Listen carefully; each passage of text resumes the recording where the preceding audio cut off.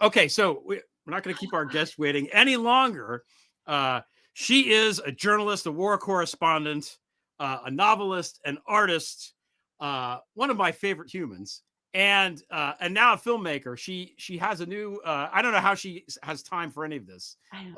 She has a new film out, and we're going to look at the trailer right now, and then we're going to bring her out. So, awesome. Okay, here we go. I'm talking, of course, about Zarina Zabrisky, as you might have guessed by now. So, okay, here's the trailer.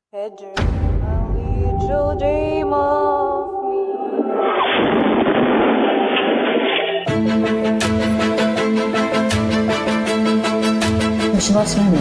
Обстріл, просто какой-то хаос в городе. Всі хотіли воювати, були готові воювати там, з лопатою, з ножом, з палкою, з охотничим ружьом. Знову тисячі херсонців на центральній площі. Вообще жесть, вилізти на русський БТР. Я тоже не бессмертна, но не страх, а злость. По ночам ходили, стреляли просто потому, что пьяные были. С той стороны не выпускали поехать в Кherson. И под автоматами.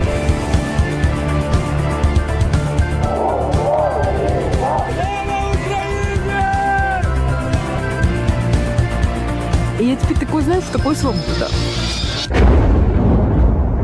Весь город, грубо говоря, это сейчас большой тир, а ты мишень.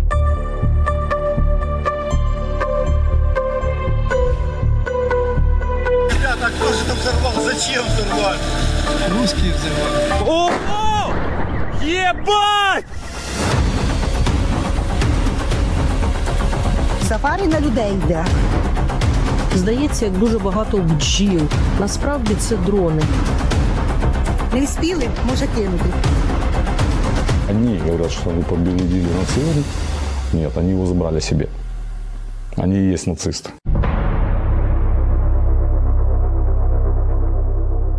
Пока мир спит, мы здесь умираем.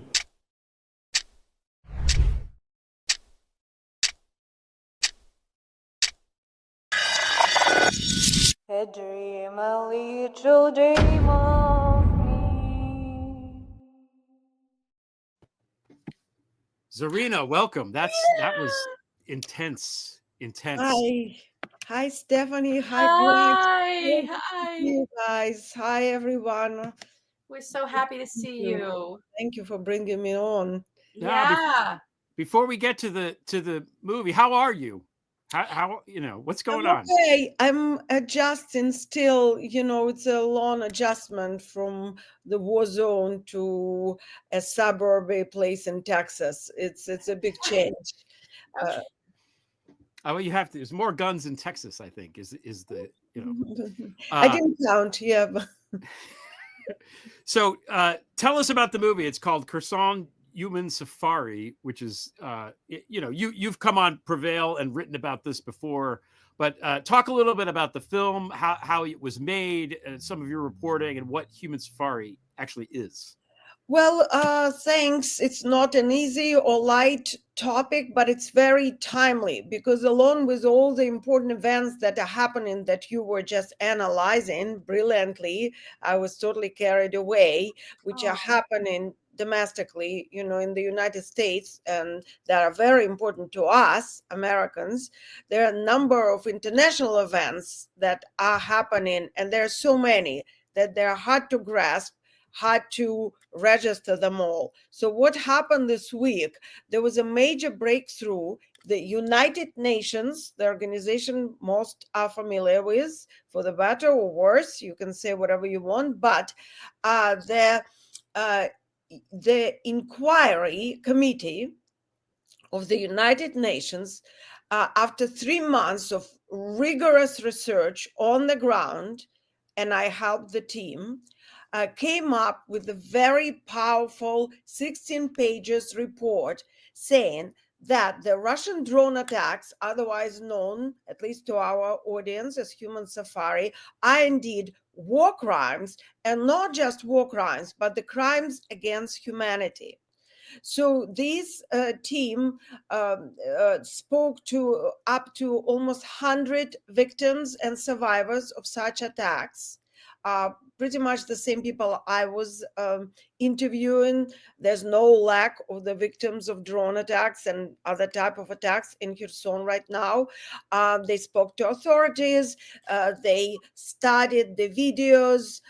They went through lots of evidence, videos, verified it in a very, very thorough way.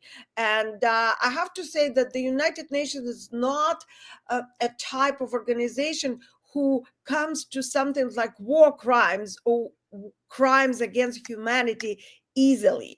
Most things are actually being either dismissed, or I've seen many reports which made me raise my eyebrows because the numbers that I saw didn't coincide with my idea of what was happening on the ground. But this time they are right on spot. And I was at the press conference that they gave 2 days ago, and they were very, very clear. This is what's happening. The recommendations are for the Russian Federation to immediately stop these attacks. They have requested the reply from the Kremlin, obviously didn't get anything back. And moreover, next week, we're expecting 100 pages report from Human Rights Watch. And these guys were on the ground. I was working with them as well, helping them, not in official capacity. They don't recruit journalists, but I help them to get to know the victims, the survivors, and just to orient on the ground. And then from there, they were doing their own very thorough research. And we are to see their findings. It's coming on June 3rd.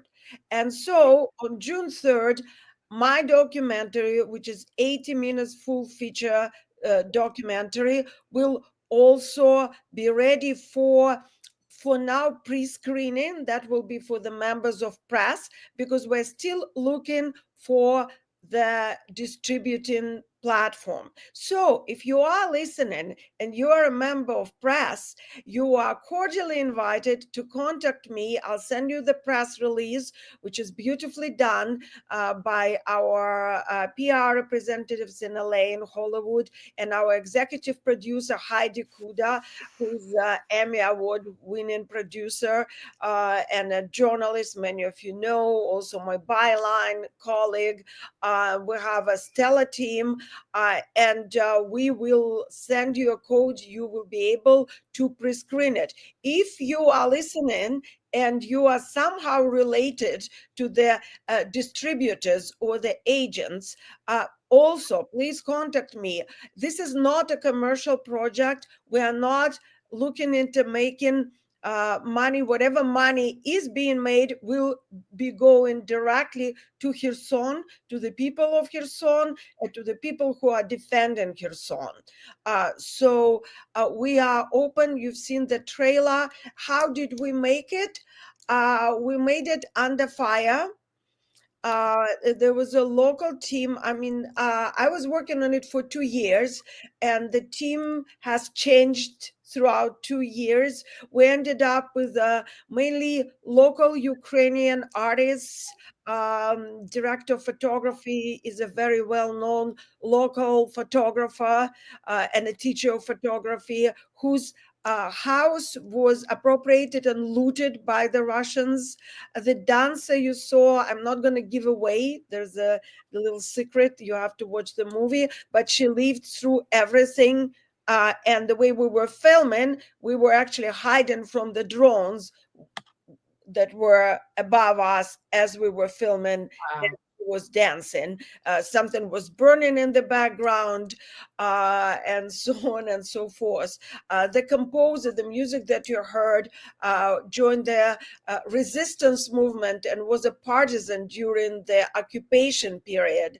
The singer in the beginning that you hear, the beautiful sycamore trees, because Kherson is all lined up with these gorgeous sycamore trees that I love. she's a 16-year-old schoolgirl who takes singing lesson under artillery fire and drones, and so on and so forth. These people are incredible. And so the whole film is the story of Chersonians. I'm not in this film. No other foreign journalists are in this film. It's all about this absolutely astounding, heroic, most inspirational people I have seen in my life. And the story we're telling is continuing now.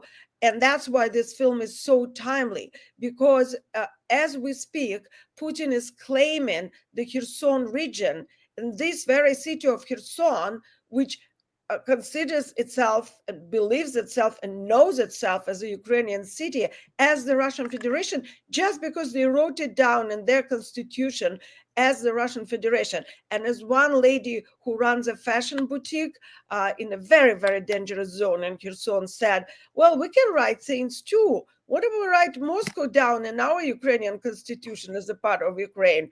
But we don't do it because we're reasonable people.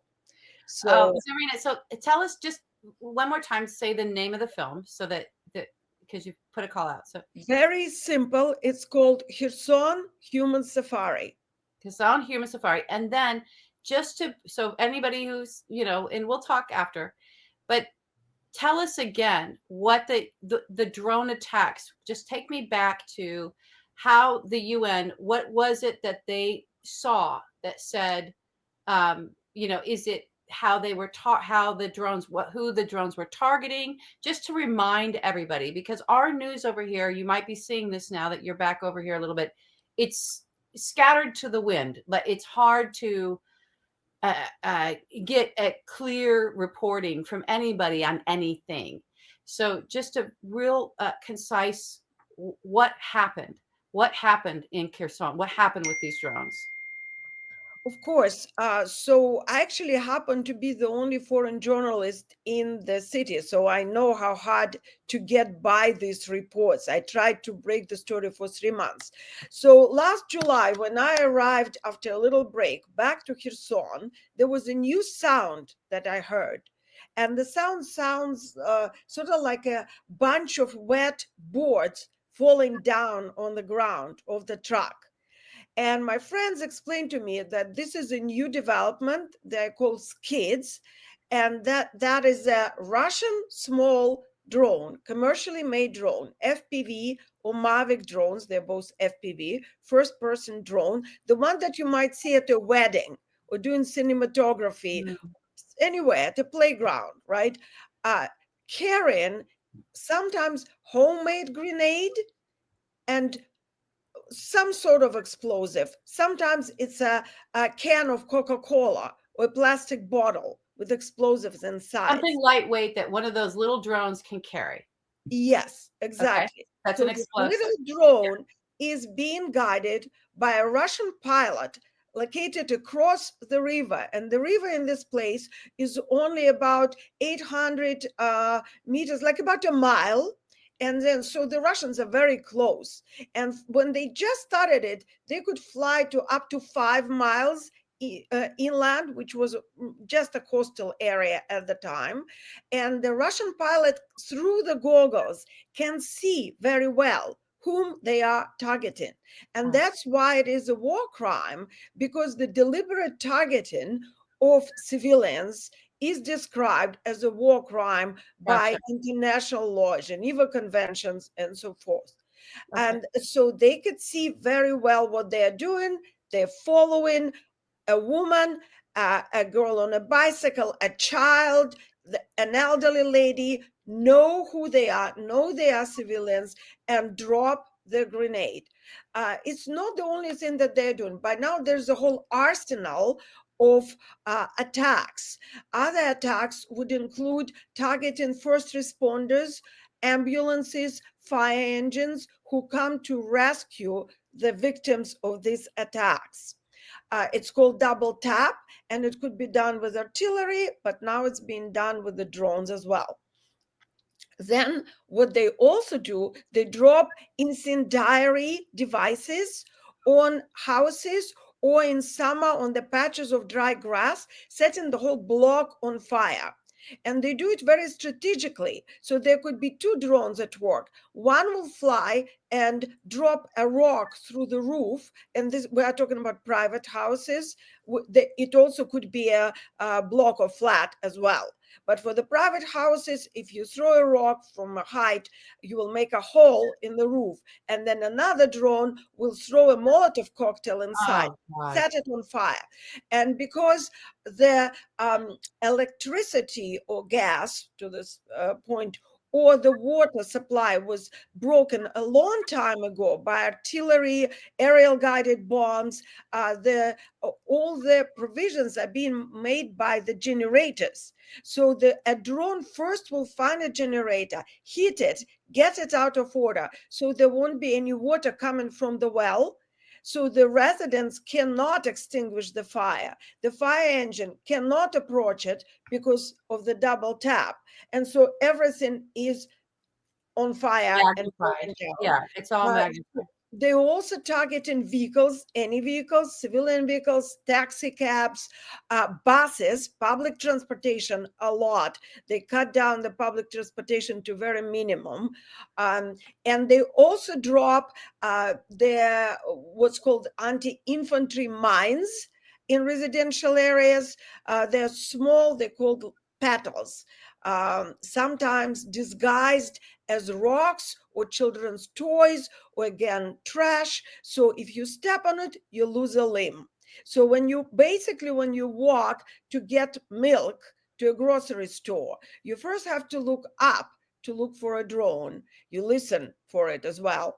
Then you look down looking for the mines. And then you look left and right, because whatever car is going by, they're flying by really quickly because they are escaping the drones. And that's the reality. And that's what the United Nations have concluded comes up to a war crime, and on a more broader spectrum, as a systematic and state policy, amounts up to the crime against humanity. Got it. Okay. Yeah, it's like they're playing a video game. So evil. Yeah, the normal question of an average normal, not a psychopath person, is why are they doing it? So I'll answer that for you. And that's what United Nations report is also saying. This is a state policy to drive the civilian population out of Kherson, to basically empty the city. And it's forceful redeployment, forceful transfer, forceful movement of population, which also comes up to and constitutes crime against humanity. Okay. Oh, Yeah. God. No, it's a lot. It's a lot. And Zarina, thank you for staying on this story, because you've been there for a long time, and it feels like, I mean, it's over, what, 2.5 years you were there? I'm trying, I've lost all track of time, but you've been there for a while. You spent a lot of time in Kherson, and not a lot of other people have at all. So I think it's, it's wonderful that you've been doing this, and I'm sure the people there appreciate it too, but we have to get the stories out, because we have to show what they're doing. And how horrible it is. Get the story out, and we'll have to get some accountability. We have to have them stopped, because they're doing it now as we are talking. Yeah. It goes around the clock now at night as well, because they have night vision devices as well. And there could be 100 drones an hour. So we have to stop them. And then we also have to find accountability for the military who do that, the Russian military, their commanders, and all the way up to the top. So I'm hoping that there will be a tribunal, that it is going to the international court, that it's going to the Hague, and I'm hoping that my documentary will help with it. Now, when it comes to documentary, you will see the wonderful people of Kherson who are way lighter than I am and don't pound you with that as much. So in my film, you will see a lot of dancing, singing, embroidery, art, jokes, all through this heavy history of the war that hit the city. Well, they're embracing their art and their culture as a way to continue to express their independence as a people, and resist this, appropriation, the violent appropriation based in war crimes that's happening to them. It's terrible. So it's wonderful. We're so pleased that you've made this movie. Well, thank you. Yeah, it wasn't easy, but I'm hoping now to bring it. And it's actually enjoyable. Those who already watched the film, they do say that despite of a heavy subject, the people are so delightful and they have such incredible sense of humor that at times it's fun to watch it. Wonderful. Yeah, I like how you put, the having the dancer in throughout even the trailer is good because it makes it more, it's not all horrible. It gives you something to focus on that's positive and stuff like that. And making a movie about something awful that's positive is very hard to do. So it's not. And if anybody read my dispatches from Kherson on your Substack, Greg, knows that we're having a lot of fun. There are yoga studios, which is in the film. There's theater. There's good food. There are just all these fun things that are also, worth a watch. Now, that's going to come out on the 3rd. We're going to get the report and all of that. So we're all going to look forward to reading what the UN says. I want to ask you about, just in a general way, there's a lot of news here. The only thing that really makes the news here is the negotiations, quote unquote, so-called, between Putin and, I guess the Ukrainians aren't even involved, and Trump and like Rubio. And then there were the Saudis were there for a while. And it seems like, just more Putin bullshit where he's saying, let's come to the table. And then Trump says something and then he doesn't go to the table. And then he just, bombs something even worse. So I'm curious what your take on it is and what the take on it is in Kherson and in Eastern Ukraine generally. Just talk is cheap anyway in Kherson or in America.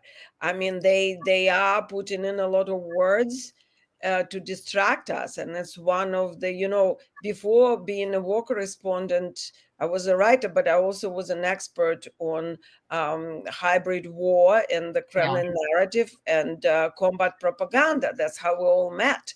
And that's when we started to cover it. I know you guys are very well versed in it. So you know that the distraction is one of the favorite tricks. And they will give you anything, throw a bone at you. And while, the proverbial dogs are there fighting for the bone, the real stuff is happening someplace else. It has nothing to do with the debate that is happening somewhere on the social media. So all this back and forth, we're negotiating, we are having this new paper, we are not showing you the new paper, or we are coming to Istanbul, oh no, we're not coming to Istanbul, is all just, I don't listen to it. I don't know any Ukrainian, and they're saying man who has time to listen to it. It's all bullshit because on your program we can speak. Look over there as we still. I mean, never forget. And this is where you and I connected all the way back to like 2016. Is these are criminals. These are thieves and thugs, and they've just to have what they want. They're psychopaths as well, like Putin I'm speaking of in particular, and Donald in his shadow. They will go to these extremes. They will do anything. They will annihilate. They will commit genocide so they can take what they want. So if you think they're not going to deploy distractions as well, I guess No, it's like, exactly. It's like in Matrix movie, there's a woman in the red dress. Yeah.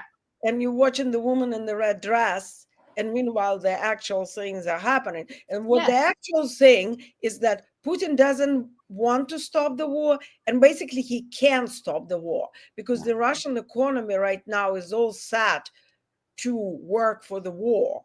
Also, if he loses the war, he's dead meat, he politically and maybe even physically, he's gone because his own people are going to get rid of him. He needs to keep fighting.